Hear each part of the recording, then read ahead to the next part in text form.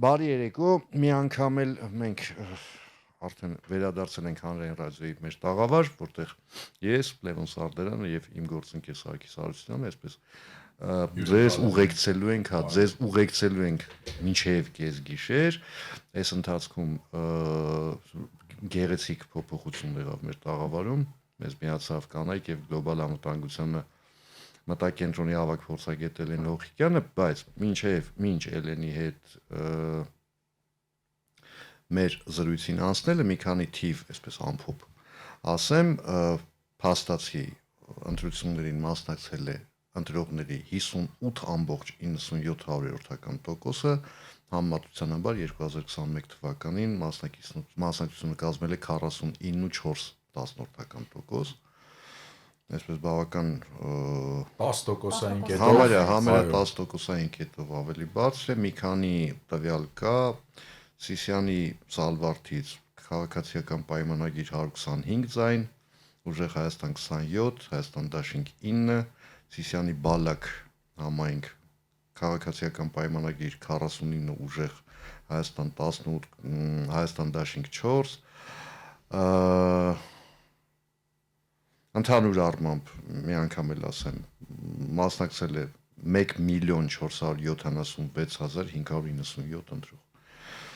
Հիմա այնտեղ էլի Սյունիքից որոշ տվյալներ կան, բայց հիմա դրա վրա երևի ժամանակ չկորցնենք, որովհետև ըստ էության մեծ համայնքների մասին չի խոսքը, ամենայն հարգանքով եւ սիրով, հատկապես որ ես արմատներով Սյունեցի եմ, ունենք ներքին Համդի, Վերին Խոտանանի տվյալները Դիլիջան Գոշ համայնքից մի ընտրատեղամասից կա, բայց հիմա դրա վրա չգնանք, անցնենք Էլենի հետ մեր զրույցին, ըստ հիմա տեսեք առանց թողատակի բանով չեն, հա, ֆորմատով չենք, այսպես դուք հով տիկին Հոխիկյանով չեմ դիմելու, Էլեն, ըստ քեզ, ինչով է պայմանավորված բարձր մասնակցությունը, այս անգամ։ Կարծում եմ առնվազն մի քանի գործոնով կարելի է պայմանավորել։ Առաջիններից մեկը նա է, որ Հայաստանի Հանրապետության քաղաքացիներին առնվազն թերևս մեղմ ասած դուր չեկավ այն հանգամանքը, որ Ռուսաստանի Դաշնությունից ժամանած առնվազն մի քանի քաղաքացի հիշատակեց, որ եկել են քվեարկեն գնան եւ իրենց որևէ կերպ չի հուզում կամ այլ կերպ ասած թքած ունեն, թե դրանից հետո ինչ տեղի կունենա Հայաստանի Հանրապետությունում։ Միջավայր մի նրբություն կա, էլի, եկեք հանրային ռադիոյի եթերում ենք պիտի բաց խոսենք, բոլոր կողմերից խոսենք։ Դրանք չենք կարող դիտարկել որպես առանձին ինչ-որ բաներ, հա, էպիզոդներ, այսինքն պայմանական 10,000 մարդ է եկել, 3 մարդու ասածը պտտում ես, այնքան մինչև համոզում ես, որ են մնացած 10,000-ն էլ են նման կերպ մտածում։ Մի քիչ արդար է, թե այնքան էլ չէ։ Դե եթե առնվազն եկել են քվեարկելու համար միայն, բայց Հայաստանի քաղաքացիներ են։ Հայաստանի քաղաքացիներ, որոնք նախկինում նման ակտիվություն չեն ցուցաբերել, ամբողջ հարցը դրանում է։ Այստեղ նաև հարցը նրանում է, թե որքան, տեսեք, ըստ իս ավելի շատ մարդկանց թերևս բարկացնող հանգամանքներից մեկն էր, որքանով որ ես եմ հարց ու փորձ արել կամ փորձել հասկանալ, թե ինչն է ավելի շատ նրանց բարկացնում, որ այն մարդիկ, ովքեր Հայաստանում չեն բնակվում, իրենց ապագան, իրենց երեխաների ապագան Հայաստանի հետ որևէ կերպ չեն կապում, Հայաստանի Հանրապետությունում չեն վճարում հարկեր, այսինքն որևէ կերպ Հայաստանի հետ իրենց կապող այսպիսի լուրջ թելեր չկան։ Նրանք գալիս են Հայաստան կյանքում առաջին անգամ, հիշելով որ Հայաստանի Հանրապետության քաղաքացի են անշուշտ, որպեսզի քվեարկեն ինչ որ մի տեխնացուի օգտին, որը որպես այդպիսին քաղաքական տեխնացու էլ չի կարելի համարել։ Ես չեմ խոսում այն մասին, որ Սամվել Կարապետյանը չի կարող լինել падգամավորի տեխնացու չէ եւ չի կարող լինել առհասարակ Հայաստանում վարչապետի տեխնացու, դա բնական է, բայց կոնկրետ անդրադարձ եմ անում այն հայտարարություններին, որոնք լսել ենք տարբեր մարդկանց կողմից եւ նրանց հանրահավաքից հետո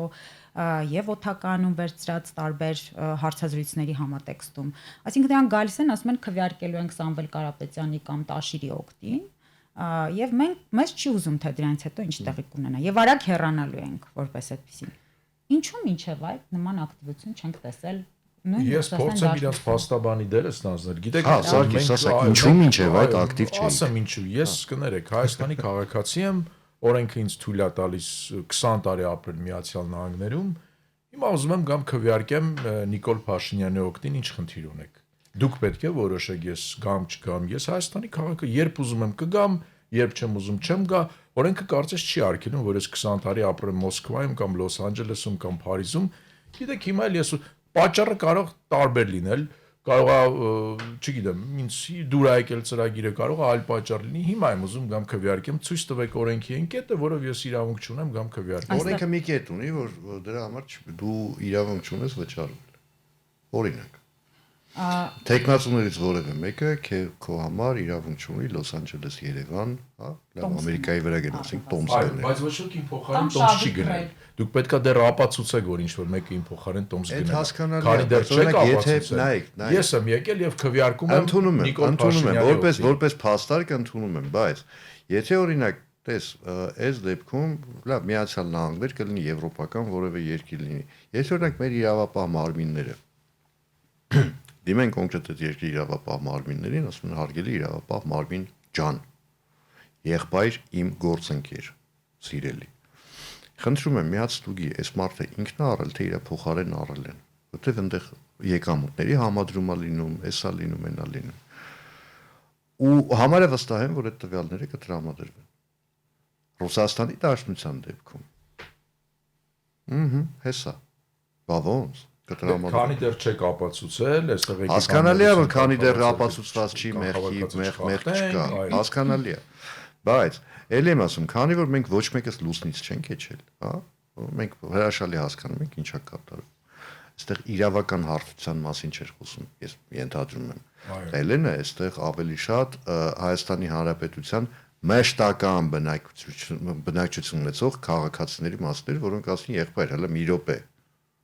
Այս դու մեկ էլ հանգարց հիշեցիր, որ դու ստեղ երկիր ունես, այս երկրի ապագան պետք է որոշես, այս պիտի անես, այն պիտի անես, բա ես ինչ պետք է անեմ։ Դա ճիշտ նույն կերպ քո որոշած ապագայի պարագայում։ Բայց մենք հիմա խոսում ենք այս ընտրություններից, բայց այս խնդիրը, չէ՞։ Այս խնդիրը հիմա օրինակ Ռուսաստանը որոշեց որ եկել է հիմա չի կարողանում մի բան ասի։ Այո, վաղներ կարող է Միացյալ Նահանգները որոշի։ Դե հենց խնդիրը նրանում է, որ այստեղ կարևոր չի թե որ երկրից են գալու եւ ինչ ինչու են որոշում, որ X պահին այսպես խմբակային պետք է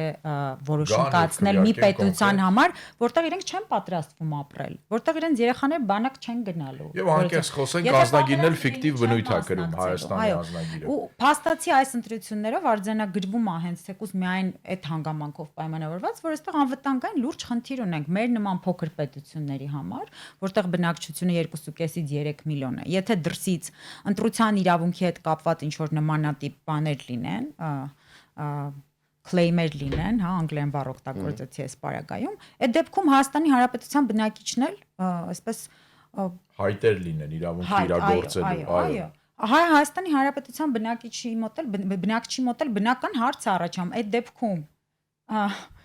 ես եմ չեմ մնալու հետո այդ անձամբ նյարդայնացել եք, որ Ռուսաստանում բնակվող Հայաստանի քաղաքացիները եկել են եւ քվեարկում են ինչ որ ինձ նյարդայնացնում է մի հանգամանք, որ այդ բնակիչները իրենց կամքով երբևէ չեն եկել եւ քվեարկել այլ ընտրությունների ժամանակ, ավելին ես բազում անգամներ նշել եմ, այդ թվում նաեւ Լևոնի հետ ունեցած զրույցներից մեկի ժամանակ, որ նույն Ռուսաստանի բնակիչ հայրից շատերը այսպես բավականին կամավոր կերպով օգտագործում են Ռուսաստանի Դաշնության իշխանությունների կամ այլ մարմինների կողմից, երբ անհրաժեշտ է Հայաստանի Հանրապետության դեմ խոսքով հանդես գալ։ Դա կլինի ռոպագանդիստական հաղորդումների շրջանակում, դա կլինի ինչ որ այլ ձևաչափերով։ Այնինչ, երբ մենք ամբողջ օրը Ադրբեջանին ենք քննադատում առավոտից երեկո եւ բողոքում ենք, որ նրանք ինչ որ պահանջներ են ներկայացնում այս կամ այն հարցերով կամ ինչ որ Հայաստանի ներքին գործերն են խառնում, միևնույն ժամանակ ես որևիցե ադրբեջանցից այսօր Մոսկվայում կլինի, Ռուսաստանի այլ բնակավայրերում կլինի բնակվող, չեմ տեսել, որ Ադրբեջանի դեմ ինչ որ մի հայտարարությամբ հանդես գա կամ ինչ որ մի քննադատական խոսք ասի։ Չէ, մի երկուսը կան, բայց իրենք բլոգերային ավելի շատ դրամաբանություն են, ավելի դառը ես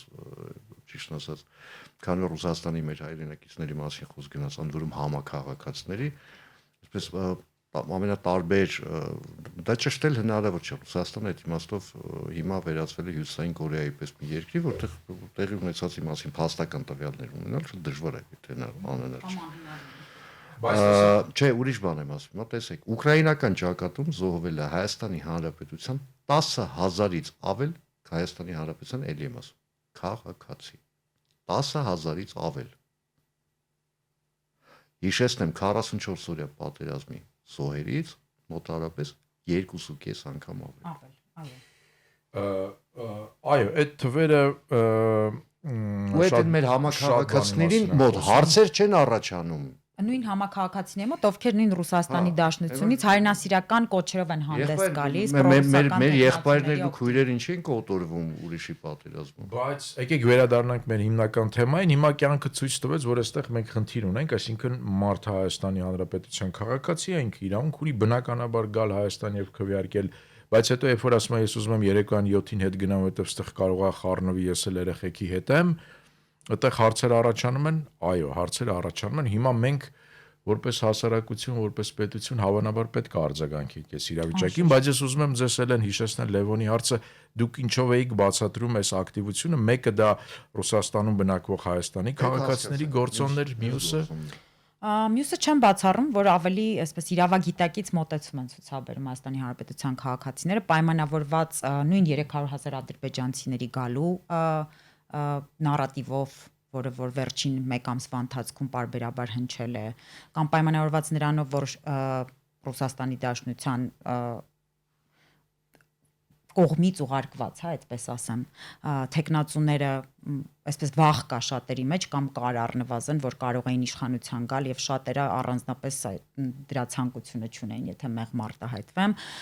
ովքեր որ հիշում են, թե ինչ էր տեղի ունենում մինչեւ 2018 թվականը կամ Ռոբերտ Քոչարյանի կամ Սերժ Սարգսյանի իշխանության օրոք, կարծում եմ այդ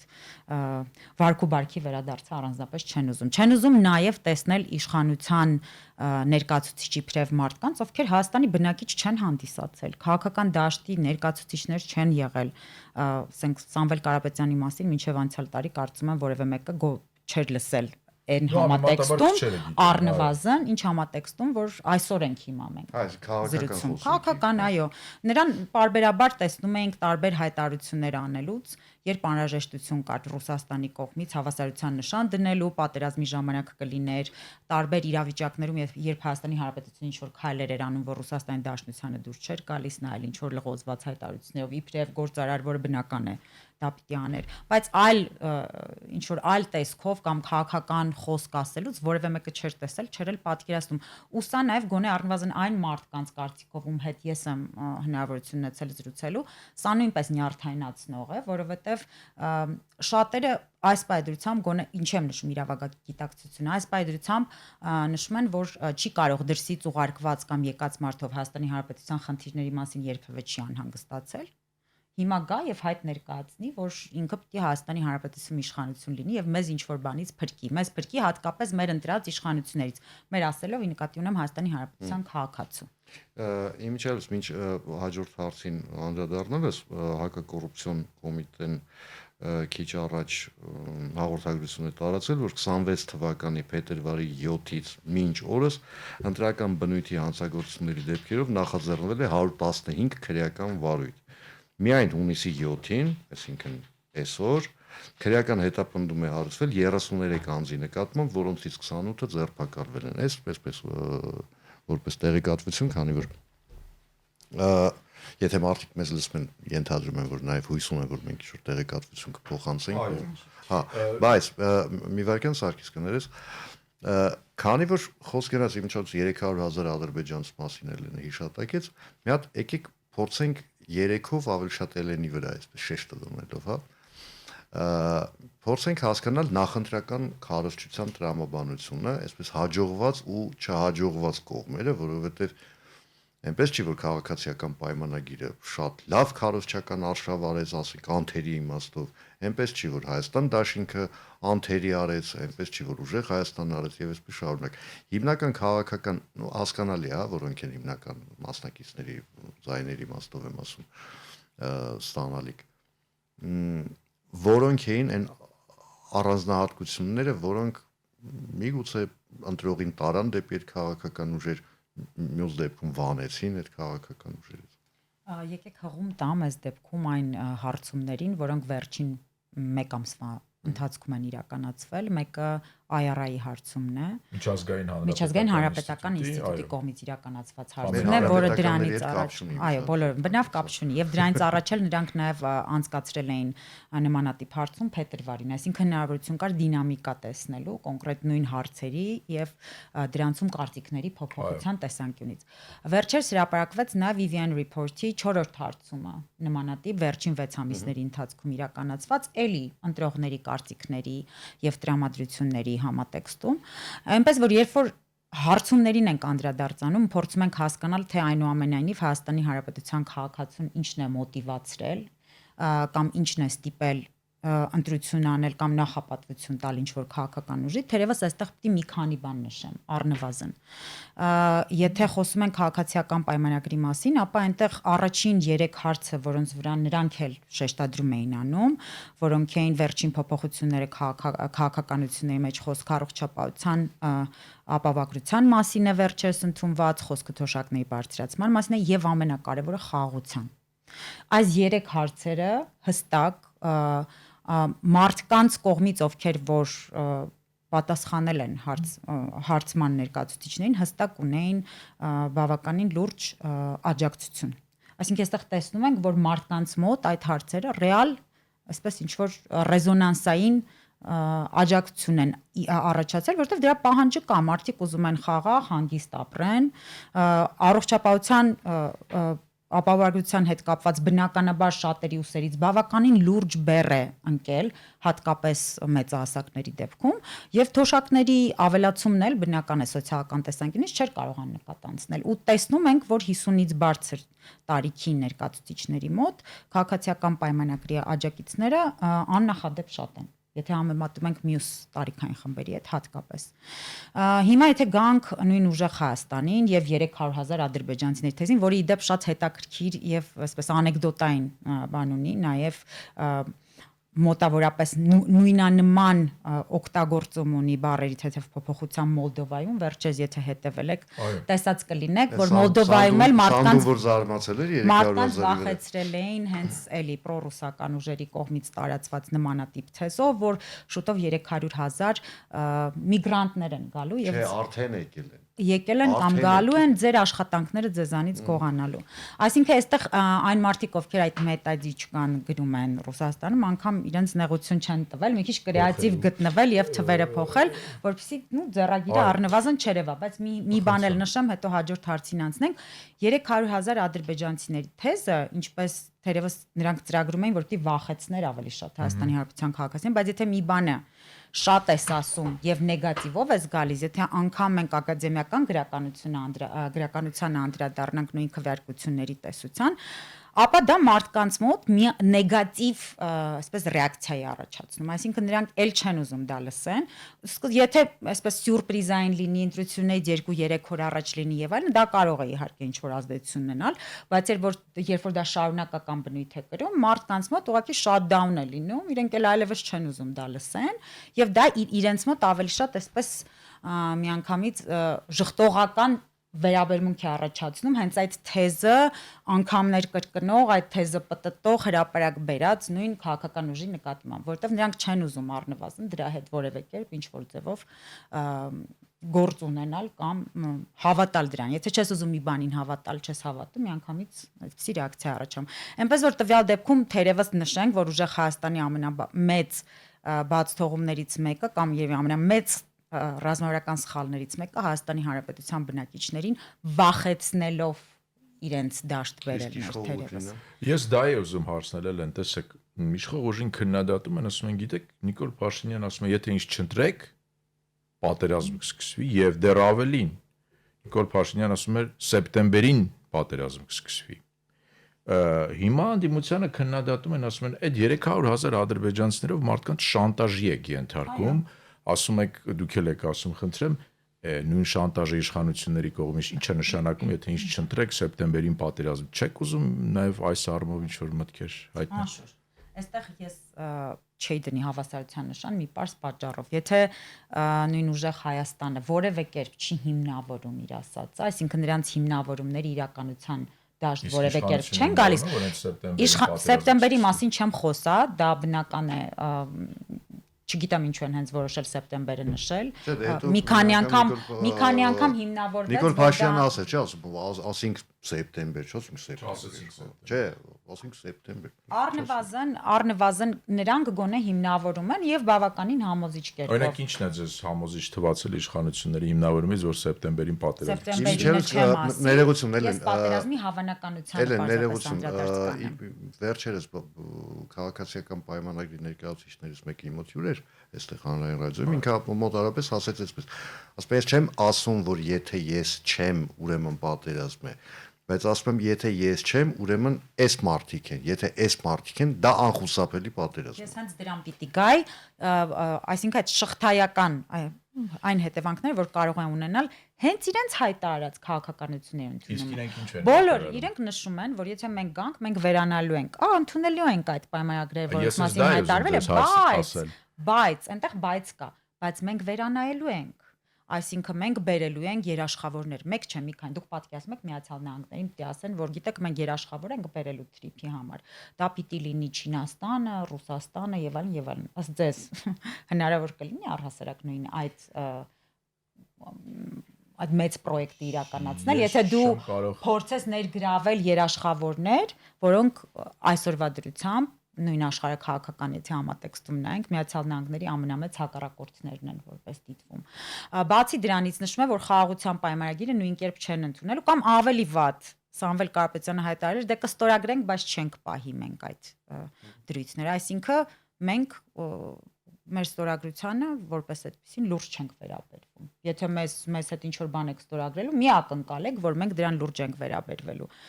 Ու նաև հղումները, որ առաջին հերթին պետք է Ռուսաստանի հետ մեր հարաբերությունները կարգավորենք, մեր կողքին Ռուսաստան է։ Մենք չենք ասում միայն Ռուսաստանը, բայց Իրանին երաշխավոր կբերենք այն դեպքում, երբ որ էլի այս պահի դրությամբ Միացյալ Նահանգները կոնկրետ պատերազմի մեջ է Իրանի հետ, Իսրայելի հետ միասին եւ այլն, այսինքն այդ բայցերից հետո ասվող տեքստերը հստակ ցույց էին տալիս, որ իշխանության գալու դեպքում նրանք եւ Քոչարյանը նույնպես իդեպ միայն ուժեղ Հայաստանը չէր, որ հայտարարում էր, որ իրենք այդ պայմանավորվածությունները չեն պայմանավորել, նշում էր, որ ինքը գա չի իրականացնելու նույն թրիփը, ոչ այդ տեսքով։ Խաղաղության պայմանագիրն էլ այդ տեսքով չի կնքելու։ Իսկ ինչ եք պատկերացնում, եթե խաղաղության պայմանագիրը չկնքենք, դա ավելի չստորագրենք, հա, արդեն նախաստորագրված տարբերակով, դա ում է ավելի ձեռնտու մեզ, թե Ադրբեջանի։ Ինչ եք կարծում։ Եթե նրանք հայտարարում են, այդ նույն ուժերը հայտարարում են, որ գիտեք Ադրբեջանը սրանով չի բավարարվելու, հարձակվելու է եւ այլն, եւ իրենք նշում են, որ չեն ստորագրելու այդ բանակը։ Ում է ձեռ տալիս, եթե ըստ նրանց Ադրբեջանը այդքան ռազմատենչ է եւ պատրաստվում է հարձակվել Հայաստանի վրա։ Անկեղծ ասեմ, Ադրբեջանի, որտեղ Ադրբեջանը ունի Թուրքիայի պես դաշնակից։ Եվ ոչ Հայաստանի, որտեղ Հայաստանը չունի Թուրքիայի պես դաշնակ։ Ու եթե Հայաստանը կրկին պիտի վերադառնա Ռուսաստանի հետ դաշնակցության այդ պարադիգմային, հա, եթե այդ համատեքստում նայենք, մենք մի անգամ արդեն այդ ճանապարհով անցել ենք, հիշում ենք, թե դա ինչով ավարտվեց, ապա միանշանակ կարող ենք ասել, որ այնինչ տեսանք Արցախում կրկնվելու էր Սյունիքի հետ։ Բայց այստեղ նաև խնդիրներից մեկը է, քանի որ հա մենք այսօր հարցազրույցավարներ չենք, որպես այդպեսին կարող ենք նաև տեսակետներ հայտնել, որ որոշակի իմաստով Հայաստանի Հանրապետությունը երբեք առնվազն 23 թվականը ներառյալ Ռուսաստանի Դաշնությանը մեջքով չի շրջվել, չի եղել այդպես բան։ Ավելին Նիկոլ Փաշինյանի իշխանության գալուց հետո ես ուզում եմ հիշեցնել, որ եթե մինչ այդ մենք չէինք ուղարկել խաղապահներ կամ որևէ այլ զորքեր Սիրիա, ապա դա տեղի ունեցավ։ Բազում հայտարարություններ, որոնք որ աջակցում էին Ռուսաստանի կամ ռուսական։ Հիշում ենք, որ ռուսական օգնությամբ պետք էր բանակը վերազինվեր, բայց մենք հիշում ենք նաև, որ 21-22 թվականներին, երբ որ անմիջապես հարձակման ենթարկվեց Հայաստանի Հանրապետությունը եւ զոհերի հենց Հայաստանի Հանրապետության սահմանների համար մարտերում տարածքային ամբողջականության սահմանազատված սահմանագծված Հայաստանի Հանրապետությունը, հա, 200-ից ավել զոհեր, ավելի շատ քան քարորիայի ժամանակ Ռուսաստանը մենք հիշում ենք, որ որևէ արձագանք, որևէ անգամ հայտարարություն չարեց Ռուսաստանը, խոսքը վերաբերում է 21-22 թվականների իրադարձություններին եւ ես հարկավոր է հիշեցնել, ել չասած Լևոն, որ 23 թվականին Արցախում Ռուսաստանն էր տեր ու տիրակալը, ռուսական խաղաղապահ ուժերեն եւ մենք տեսանք, թե ռուսական կողմի լուր համաձայնությամբ Ադրբեջանը ինչպես կարողացավ շատ հանգիստ հայաթափել Ի վերջո, Արցախը։ եկեք դե քանի որ բաց ենք խոսում, հատ խտի վրա Հայաստանի Հանրապետությունն ու Ռուսաստանի Դաշնությունը դաշնակիցներ են։ Այդ կհիշեցնեք էլի որևէ դեպք, երբ դաշնակիցը մյուսին սպառնում է։ Այդ հիշեցրեք, էլի խնդրում եմ։ Ասում եք, քո համար գազը կթանկացնեմ, ասում եք, քեզ սպառազինություն չեմ տա, այս չեմ անի, այն չեմ անի։ Ջերմուկը գնա ոնց ուզում ես դու խմի, ծաղիկներդ որտեղ ուզում ես, ոնց ուզում ես։ Եվ այդ ամենից հետո զարմանում են, թե ինչու են իրենց դաշնակիցները կամ նախկին սովետական միության տարբեր երկրներ հնարավորության դեպքում բոլորը, ինչպես իրենք են ասում, փախել դեպի Եվրամիություն։ Էլեն, եթե խոսենք առաջիկա զարգացումներից, ինչ կանխատեսումներ ունեք, գիտենք, որ Ռուսաստանը դժգոհ է, տարբեր կարծիքներ կան, Ռուսաստանի նախկին նախագահ պարոն Մեդվեդևը օրերս ասաց, որ լեգիտիմության հետ կապված հարցեր կան, Ընտրությունները դեռ չանցկացրած։ այո, դեռ չանցկացրած։ Իմիջիայլս միշտ պետք է հաշվի առնել, պարոն Մեդվեդևը այդ բանից թափ է եղել երկրում, թե չէ։ Նույնպես շատ կարևոր հանգամանք է։ Դուք ինչ եք տեսնում, ես նկատի չունեմ ոչ այնքան ներքաղաքական զարգացումները, թեև դրան էլ կարող ենք իհարկե անդրադառնալ, որքան ակնհայտ է, որ կողմերը, ես նկատի ունեմ Հայաստանը, Ռուսաստանը պատրաստվում են առաջիկա բանակցություններին եւ շատերի գնահատմամբ Ռուսաստանի այս կիսամիջոցները, որ ծաղիկներ, լոլիկ այդպես արգելում է, սա իրականում նախապատրաստական աշխատանք է ընտրություններից հետո Հայաստանի նոր իշխանությունների հետ բանակցելու, դուք ինչ եք սպասում։ Ինչպես ներողություն մի փոքր լրացում էլ, որ այսպես պատկերը sense շատ լոլիկային դառնա, էլի։ Ռուսաստանի Դաշնության փոխվարչապետը, եթե չեմ սխալվում, հայտարարել էր, որ այն գյուղմթերքները, որոնք չեն ներկրվելու Հայաստանի Հանրապետությունից, կլրացվի Ադրբեջանի հաշվին։ Այստեղ ամենակարևորը որն է, որ Ադրբեջանում կա իմիջիայլոց լուրջ ռոռոկման ջրի խնդիր, լրջագույն խնդիր ուներ։ Մեկ եւ երկրորդ Ադրբեջանը բանջարբոստանային կուլտուրաների մասնախոսքը անցած տարի ներկրել է 195 միլիոն դոլարի պտուղ բանջարեղեն։ Դե ներկրված իրենք երևի թե հետո կուղարկեն Չէ, Ռուսաստան։ եթե այդ երկիրը ինքը դարձել է ներկրող երկիր, դու այդ ինչի հաշվին ես լրացնել։ Ես իրանք ավելի շատ քաղաքական հայտարարությունների համատեքստում կդիտարկեի, Հավես այսինքն պետք է այս դեպքում խելամիության պարզապես սահմաններ փորձ է արվում, հետո այսինքն առաջին անգամ չենք նմանատիպ սցենարների հետ բախվում, երբ Ռուսաստանը փորձում է ինչ-որ հարցում իր կացնային մոտեցումներով հասնել հաջողության, եւ դրա համար օգտագործում է այն լծակները ճնշման, որոնք առկա են մեր Ադրբեջանի կամ այլ երկրների նկատմամբ։ Հիմա այս դեպքում եթե մեր եւ Ադրբեջանի նկատմամբ ունեցած ամենալուրջ լծակը կամ մահակը որպես այդպեսին այլևս չկա, խոսքը կոնֆլիկտի մասին է, նրանք բնական էր, որ պիտի փորձեին օգտագործել այն արսենալը լծակների կամ զինատեսակների, որոնք դեռևս առկա են։ Այո, բնականաբար, իսկ խոսքը հիմնականում տնտեսական ոլորտի մասն է եւ էներգետիկայի մասին, անշուշտ։ Տեսանք, որ բոլոր այդ ուղղություններով եղան եւ հայտարարություններ եւ գործնական քայլեր, բայց ես վստահեցնում եմ, հաշվի առնելով նախկինում Ռուսաստանի ցուցաբերած վարքը, այլ պետությունների դեպքում, ինչպես նաեւ մեր դեպքում, այլ առիթներով, ես վստահեցնում եմ, որ ընտրություններից հետո առաջին շնորհավորողը Նիկոլ Փաշինյանին, որովհետեւ պահից դրությամբ կարծես թե որևէ մեկը կասկած չունի, որ թերևս իշխող կուսակցությունը վերընտրվելու է։ Առաջինը Նիկոլ Փաշինյանին շնորհավորող, եթե ամենաառաջինը չլինի, առաջիններից մեկը լինելու է Վլադիմիր Պուտինը։ Ինչպես միշտ, բացի դրանից ես ավելի քան վստահ եմ, ինչքան բարձր լինի իշխանությունների ստացած քվեն Հայաստանի Հանրապետության քաղաքացու կողմից տրված, այդքան ավելի արագ թերևս, արագ կարգով այն բոլոր սանկցիաները, որ կիրառվել են Հայաստանի Հանրապետության դեմ, արագ չեղարկվելու են, որովհետև նրանք էլ հասկանում են մի պարզ բան։ Եթե նրանք սանկցիաները շարունակեն երկար պայել Հայաստանի Հանրապետության նկատմամբ, արդեն հայտարարվել է, որ Եվրամիությունը այդ գյուղմթերքն է պատրաստ վերցնել առանց մաքսատուրքերի իդեպ կառավարությունն էլ հայտարարել է, որ կսուբսիդավորի անհրաժեշտության դեպքում ճանապարհածախսը եւ այլն։ Նրանք հասկանում են, որ եթե երկար պահեն, Հայաստանը գտնելու է ալտերնատիվ շուկաներ, ալտերնատիվ հնարավորություններ, իսկ այդ դեպքում իրենք կկորցնեն վերջնական կկորցնեն այն լծակները, որոնք թերևս առկա են Հայաստանի Հանրապետության նկատմամբ։ Այսինքն սա պարզ մաթեմատիկա է նաև իրենց համար։ Կիրառում են եղած լծակները, բայց իրենք էլ հասկանում են, որ եթե չափ հանցան, ապա դրանք էլ այլևս չեն լինի, ճիշտ այդպես, ինչպես այս պահին արկա չէ նույն այդ կոնֆլիկտի լծակը։ Տես Էլեն, մեդալը հակառակ կողմ էլ ունի։ Տես, որտեվ այս ընթացքում նույն ընդդիմությունը իշխանություններին չէ այս դեպքում արևմուտքին մեղադրում էր Հայաստանի Հանրապետության ներքին գործերին խառնվելու համար, որտեվ ասպա եթե դուք այն հայտարարությունները դիտարկում եք որպես ճանաչման միջոց Հայաստանի Հանրապետության, հա, սա էլ իաջակցություն, օրինակ ասենք Միացյալ Նահանգների նախագահը, փոխնախագահը, արտաքին գործերի նախարարը մեր պատկերացմամբ պետք է արտուղարի մասին, հա, հա, եւ այլն, դե ասում են դե որ այդպես, հա, ուրեմն այն էլ է ներքին գործերի միջամտելու։ Այստեղ շատ մեծ տարբերություն պիտի դնենք, էլի, Դոնալդ Թրամփին չեմ կարծում, որ որևէ մեկը ցույցում է տվել, որպեսզի նա աջակցություն հայտնի Նիկոլ Փաշինյանին, կամ էլ նրանք իրենց ունեցած լծակները օգտագործել են, որ այնտեղ բնակվող հայերին ուղղորդեն քվեարկելու։ Պուտինը հանդես չի եկել նման հայտարարությամբ։ Հիմա Դոնալդ Թրամփի մասին խոսում ենք այլ համատեքստում։ Բայց ասեց Ուկրաինայի ճանապարհով է գնում Հայաստանը։ Բերանաց եւ մինչեւ էդ էլ Հայաստանի վարչապետի հետ հանդիպման ասես գիտեք թող ռուսամետ ուժերն էլ շնչեն Հայաստանում։ Միևնույն ժամանակ վերադառնալով իմ ասածին, ի տարբերություն առնվազն ռուսական տարատեսակ պաշտոնյաների, որոնք առավոտից երեկո գուժում են, որ Հայաստանում ընտրությունները չեն լինելու իրավաչափ, իրավախախտումներով են անցնելու, ընդդիմադիր ուժերի նկատմամբ իշխանությունը ճնշումներ է բանեցնում եւ այլն, ու